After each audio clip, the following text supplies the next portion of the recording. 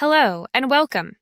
In this video, we'll show you how to insert existing work items and full work item hierarchies into a version package, individually, in groups, and as complete parent-child trees.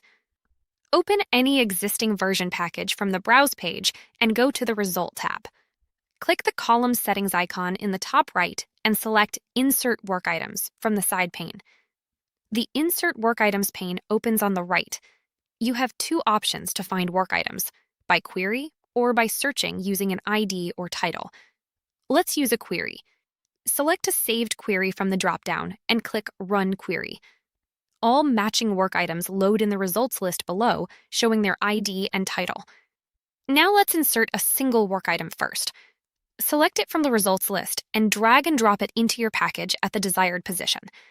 As you drag, notice the color indicator. A green highlight means that position is valid for that work item type, and a red highlight means it is not allowed. Always drop on a green highlight to ensure the correct structure. Now let's add multiple work items at once. Select multiple work items from the results list. Drag and drop them all together into your package. All selected work items are added at once, saving you significant time. Now let's look at inserting a full work item hierarchy in one go. Check the checkbox that says Select all work items in hierarchy on selecting a node. Now click on any top-level work item from the query results. You will see that all child work items nested underneath it are automatically selected along with it. Drag and drop the entire selection into your package. The complete hierarchy is inserted at once, with the correct parent-child structure intact.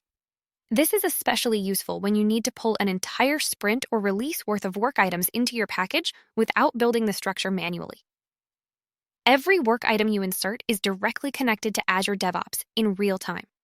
Whenever a title, description, state, or any field is updated in Azure DevOps, it reflects immediately in your package the next time you click Run. Your package always stays up to date automatically. You can also add existing work items through the Work Item context menu. Right-click any work item in the Result tab, go to Link, and select Link to Existing Work Item. Search by ID or title, optionally add a comment, and click Add. This gives you a quick way to link individual items without opening the side pane. And that is how you insert individual work items, groups, and full work item hierarchies into a version package in Modern Requirements Next Gen.